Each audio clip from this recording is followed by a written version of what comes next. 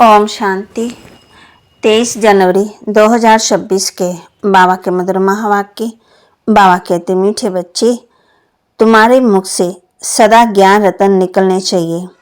तुम्हारा मुखड़ा सदा हर्षित रहना चाहिए। तुम्हारे मुख से सदा ज्ञान रतन निकलने चाहिए। तुम्हारा मुखड़ा सदा हर्षित रहना चाहिए।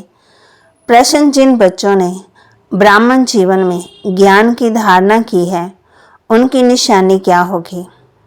जिन बच्चों ने ब्राह्मण जीवन में ज्ञान की धारणा की है, उनकी निशानी क्या होगी? उत्तर, उनकी चलन देवताओं जैसी होगी। उनमें दैवी गुणों की धारणा होगी।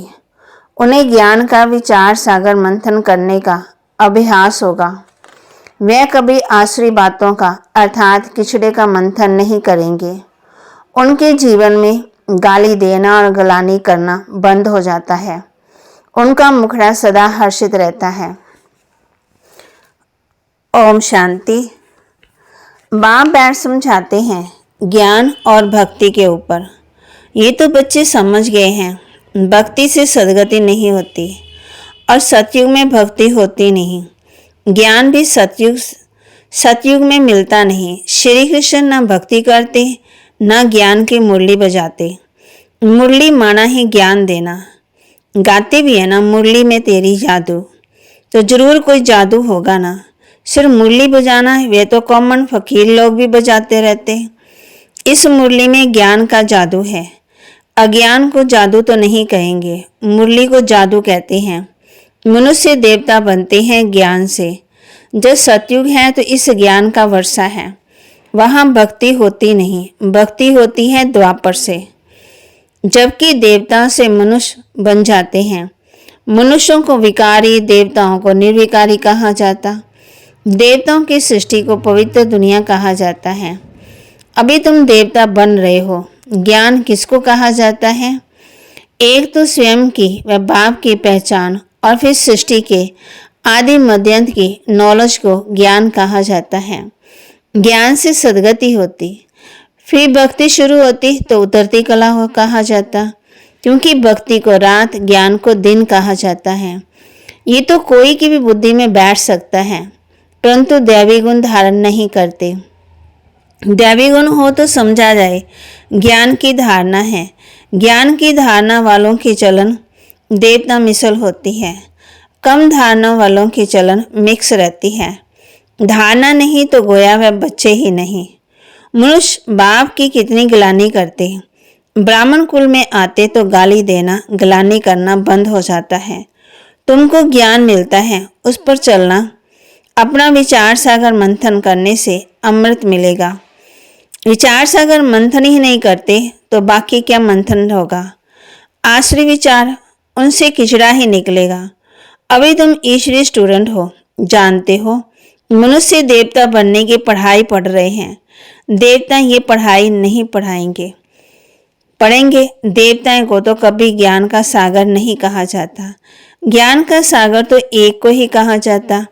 दैवी गुण भी ज्ञान के धारणा होते। दैवी गुण भी ज्ञान से धारणा होते। ये ज्ञान तो तुम बच्चों को अब भी मिलता, ये सतयुग में नहीं होता। इन देवताओं में दैवी गुण है। तुम महिमा भी करते हो। सर्वगुण संपन्न, 16 कला संपूर्ण। तो अभी तुमको ऐसा बनना है। अपने से पूछना चाहिए, हमारे में सब दैवी गुण या कोई आश्री गुण अवगुण है? अगर आश्री अवगुण है तो उसको निकाल देना चाहिए, तब ही देवता कहेंगे, नहीं तो कम दर्जा पा लेंगे। अभी तुम बच्चे दैवी गुण धारण करते हो, बहुत अच्छी अच्छी बातें सुनाते हो। इनको ही कहा जाता है पुरुषोत्तम संगम युग। जबकि तुम पुरुषोत्तम बन रहे हो तो वातावरण भी बहुत अच्छा होना चाहिए।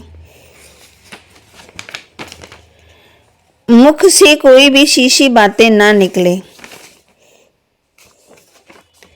नहीं तो कहा जाएगा ये कम दर्जे का है। बोलचाल और वातावरण से जड़ पता पड़ जाता है। तुम्हारा मुखड़ा सदा हर्षित रहना चाहिए, नहीं तो उनमें ज्ञान नहीं कहा जाएगा। मुख से सदा रतन निकले।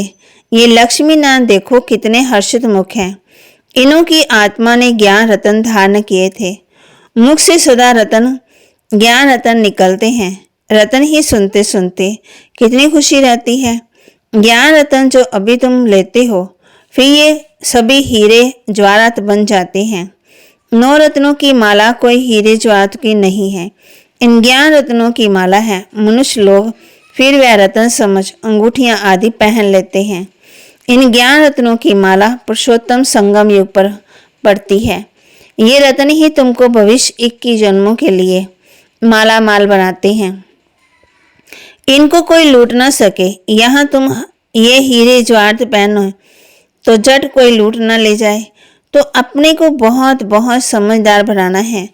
आश्रय अवगुणों को निकालना है। आश्रय अवगुणों से शक्ल ही ऐसी हो जाती, क्रोध में लाल लाल तांबे जैसे हो जाते, शक्ल ही बदल जाती। बाप कहते हैं काम विकार वाले जो हैं वो काले बन जाते। तो बच्चों को हर बात में विचार सागर मंथन करना चाहिए। ये पढ़ाई है ही बहुत धन पाने की। वह पढ़ाई कोई रतन थोड़ी है। हाँ, नॉलेज पढ़कर बड़ा पोजीशन पा लेते तो पढ़ाई काम आई, ना कि पैसा। पढ़ाई ही धन है, वह है हद का धन, फिर ये है बेहद का धन। तो दोनों पढ़ाई अभी तुम समझते हो। बाप हमको पढ़ाकर विश्व का मालिक बना देते हैं। वह अलग काल थोड़े समय की पढ़ाई, एक जन्म के लिए, फिर दूसरे जन्म में नए से पढ़ना पड़े।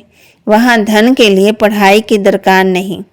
वहाँ तो अभी के पुरुषार्थ से अथाह धन मिल जाता, धन अविनाशी बन जाता। देवताओं के पास धन बहुत था, फिर जब भक्ति मार्ग अथवा रावण राज्य में आए तो कितना था, कितने मंदिर बनाए हुए हैं। फिर आकर के मुसलमान आदि ने धन लूटा, कितने धनवान थे। आज की पढ़ाई से इतना धनवान कोई नहीं बन नहीं सकेंगे। तुम अभी जानते हो हम इतनी ऊंची पढ़ाई पढ़ते हैं जिससे ये देवी देवता बनते। तो पढ़ाई से देखो मनुष्य क्या बन जाते हैं, गरीब से शाहूकार। अभी भारत भी कितना गरीब है। शाहूकारों को तो फुर्सत ही नहीं, अपना अहंकार रहता, मैं फलाना हूँ। इसमें अहंकार आदि मिट जाना चाहिए। हम आत्मा हैं। आत्मा के पास तो धन दौलत हीरे ज्वारात आदि कुछ भी नहीं है। बाप भी कहते हैं देह साय सब संबंध छोड़ो। आत्मा शरीर छोड़ती है तो शाहूकारी आदि सब खत्म हो जाती है। जब नए सिर पढ़कर फिर धन कमाए या दान पुण्य अच्छा किया तो शाहूकार के घर जन्म लेंगे। कहते हैं ना, पास्ट के कर्मों का फल है। नॉलेज का दान किया होगा तो कॉलेज धर्मशाला आदि बनाई होगी तो उसका फल मिलता है, परंतु अल्पकाल के लिए। ये दान पुण्य भी यहाँ किया जाता, सतयुग में नहीं किया जाता। सतयुग में अच्छे ही कर्म होते हैं क्योंकि अभी का वर्षा मिला हुआ है। वहाँ कोई का भी कर्म होता नहीं क्योंकि रावण ही नहीं है। गरीबों का भी कर्म होता नहीं, वह कर्म नहीं बनेगा। यहाँ तो शाहूकारों के भी कर्म बनते हैं, तब तो ये बीमारियां आदि दुख होते। वहाँ विकार में जाते ही नहीं तो विकर्म कैसे बनेंगे। सारा मदार है कर्मों पर। ये माया रावण का राज्य है जो मनुष्य विकारी बन जाते। बाप आकर के पढ़ाते निर्विकारी बनाने। बाप निर्विकारी बनाते, माया फिर विकारी बना देती। रामवंशी और रावणवंशी की युद्ध चलती। तुम बाप के बच्चे, वे रावण के बच्चे। कितने अच्छे अच्छे बच्चे माया से हार खा लेते। माया बड़ी प्रबल है, फिर भी उम्मीद रखते। बाप कहते बिल्कुल पतित का भी कल्याण करना तो होता ही है ना। बाप को तो सारे विश्व का कल्याण करना होता है। बहुत गिरते हैं, एकदम चट खाते में अदम से अदम बन जाते, बुरे से बुरे। ऐसे का भी बाप उद्धार करते हैं, कल्याण करते। बाप कहते सब है रावण राज्य में, परंतु बाप बचाते हैं, फिर भी गिरते रहते हैं तो बहुत। बाप कहते अधम बन जाते, बुरे बन जाते, उनका फिर इतना चढ़ना नहीं होता। बाप कहते हैं जैसे तुम कहते हो अंतकाल जो ईश्वर सिमरे, तो बाप कहते हैं ना अंतकाल जो ईश्वर सिमरे, उनकी बुद्धि में भी ऐसे बुरे बुरे ख्यालात होंगे। तो बाप बैठ बच्चों को समझाते कलप तुम ही देवता बनते हो, जानवर बनेंगे क्या, मनुष्य बनते हैं ना। और समझते हैं इन लक्ष्मी नारायण को भी नाक कान आदि हैं, मनुष्य ना, परंतु दैवी गुणों वाले हैं, इसलिए इनको देवता कहा जाता। ये ऐसा सुंदर देवता कैसे बनते हैं, फिर कैसे गिरते हैं, इस चक्कर को तुमको मालूम पड़ गया। जो विचार सागर मंथन करते होंगे उनको धारणा भी अच्छी होगी। विचार सागर मंथन ही नहीं करते तो बुद्धू बन पड़ते हैं। मुरली चलाने वाले का विचार सागर मंथन चलता रहेगा। इस टॉपिक पर ये समझाना है, ऑटोमेटिकली विचार सागर मंथन चलता। फलाने आने वाले हैं, उनको भी उमंग उत्साह से समझाएंगे ना, हो सकता है कुछ समझ जाए। भाग्य पर है ना, कोई झट निश्चय करेंगे, कोई नहीं करेंगे। उम्मीद रखी जाती है, अब भी नहीं तो आगे चलकर समझेंगे जरूर। उम्मीद रखनी चाहिए ना, उम्मीद रखना माना सर्विस का शौक, थकना नहीं है। बल कोई पढ़कर फिर गिर गए, आता तो है जरूर उनको।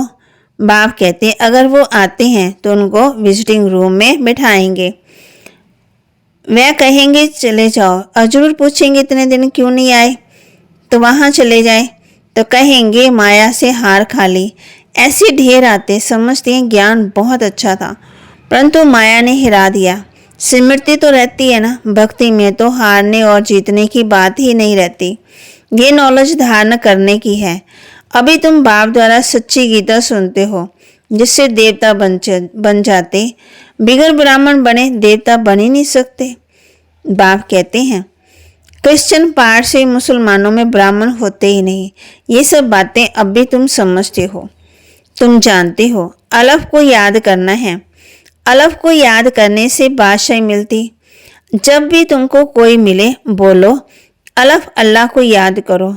अलफ को ही ऊंच कहा जाता, उंगली से अलफ का इशारा करते हैं। अलफ को एक ही कहा जाता, एक ही भगवान है, बाकी सब उनके बच्चे हैं। बाप कहते हैं बाप तो सदा अलफ ही कहते, बादशाही करते नहीं, ज्ञान भी देते, अपना बच्चा भी बनाते। तो बच्चों को कितनी खुशी होनी चाहिए। बाबा हमारी कितनी सेवा करते, हमको विश्व का मालिक बनाते, फिर खुद उस नई पवित्र दुनिया में आते ही नहीं। पावन दुनिया में उनको कोई बुलाते ही नहीं, पतित ही बुलाते हैं। पावन दुनिया में क्या आकर करेंगे, उनका नाम ही है पतित पावन। तो पुरानी दुनिया को नया बनाने की उनकी ड्यूटी है। बाप का नाम है शिव, और शालिग्राम बच्चों को कहा जाता, उनकी पूजा होती। शिव बाबा कह सब याद करते। दूसरा ब्रह्मा को भी बाबा कहते, प्रजापिता ब्रह्मा कहते तो बहुत है, परंतु उनको यथार्थ इति जानते ही नहीं। ब्रह्मा किसका बच्चा है, तुम कहेंगे परमपिता परमात्मा शिव ने उनको अडॉप्ट किया है। ये तो शरीरधारी है ना, ईश्वर की औलाद सब आत्मा है। सब आत्माओं को अपना अपना शरीर है, अपना अपना पार्ट मिला है, तो बजाना ही है। ये परंपरा से चला आता है। अनादि अर्थात उनका आदि मध्यंत नहीं। मनुष्य सुनते हैं एंड होती है, फिर पूछते हैं कि फिर कैसे बनेंगे, कैसे। बाप समझाते ये अनादि है, कब बने ये पूछने का नहीं रहता। परले तो होते ही नहीं है, थोड़े मनुष्य हो जाते, इसलिए कहा जाता है जैसे परले हो गई। बाबा में जो ज्ञान वह अभी भी मर्ज होता, इसलिए ही कहते हैं सारा सागर स्याही बनाओ तो भी पूरा नहीं होगा, बाप की महिमा पूरी नहीं होगी। अच्छा, मीठे मीठे सिक्के लदे बच्चों प्रति माता पिता बाप दादा का याद प्यार और गुड मॉर्निंग। रूहानी बाप की रूहानी बच्चों को नमस्ते। रूहानी बच्चों की रूहानी बाप दादा को दिलवा जान सिकवा प्रेम से नमस्ते। धारणा के लिए मुख्य सार, अपने हर्षित मुखड़े से बाप का नाम बाला करना है। ज्ञान रत्न सुनने और सुनाने हैं। गले में ज्ञान रत्नों की माला पड़ी रहे। आश्रय अवगुणों को निकाल देना है। अपने हर्षित मुखड़े से बाप का नाम बाला करना है। ज्ञान रत्न ही सुनने और सुनाने हैं। गले में ज्ञान रत्नों की माला पड़ी रहे। आश्रय अवगुणों को निकाल देना है। सर्विस में कभी थकना नहीं है। उम्मीद रख शौक से सर्विस करनी। विचार सागर मंथन कर उमंग उल्लास में रहना है। बा कहती, सर्विस में कभी थकना नहीं, उम्मीद रख, शौक से सर्विस करनी, विचार सागर मंथन कर, उमंग उल्लास में रहना है।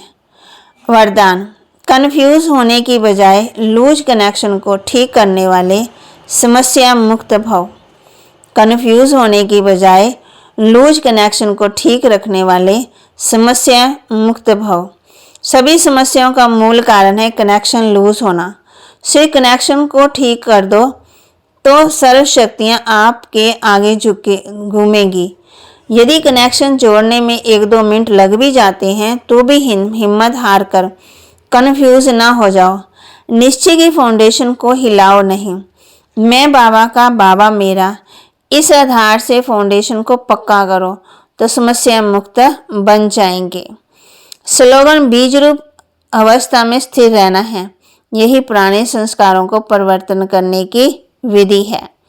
बीज रूप अवस्था में स्थिर रहना है, स्थित रहना है, यही पुराने संस्कारों को परिवर्तन करने की विधि है। अव्यक्ति इशारे, इस अव्यक्ति मास में बंधन मुक्त रहें, जीवन मुक्त स्थिति का अनुभव करो। जब सेवा में वे अपने पुराने संस्कारों को परिवर्तन करने में सफलता नहीं मिलती तो कोई न कोई विघ्न के वश हो जाते हो, फिर उनसे मुक्त होने की इच्छा रखते हो, लेकिन बिना शक्ति के ये इच्छा पूर्ण नहीं हो सकती। इसलिए अलंकारी रूप बनो, शक्ति रूप धारण करो तो बंधन मुक्त बन जाएंगे। तो बा ने हम बच्चों को कहा है, बंधन मुक्त कैसे बनेंगे? जब सेवा में या अपने पुराने संस्कारों को परिवर्तन करने में सफलता नहीं मिलती तो कोई ना कोई विघ्न के वश हो जाते, फिर उनसे मुक्त होने की इच्छा रखते तो हो, लेकिन बिना शक्ति के ये इच्छा पूर्ण नहीं हो सकती। इसलिए अलंकारी रूप बनो, शक्ति रूप धारण करो और बंधन मुक्त बनो। अलंकारी जिसे विष्णु को दिखाया, शंख, कमल फूल, चक्कर, गदा। तो बा कहते, जब भी कोई समस्या आए तो इन अलंकारों को यूज करो। शक्ति रूप धारण करो और बंधन मुक्त बन जाएंगे। तो बा के महावाक्य को लाइक करें, शेयर करें, सब्सक्राइब करें और अपने जीवन में जरूर जरूर धारण करें। ओम शांति।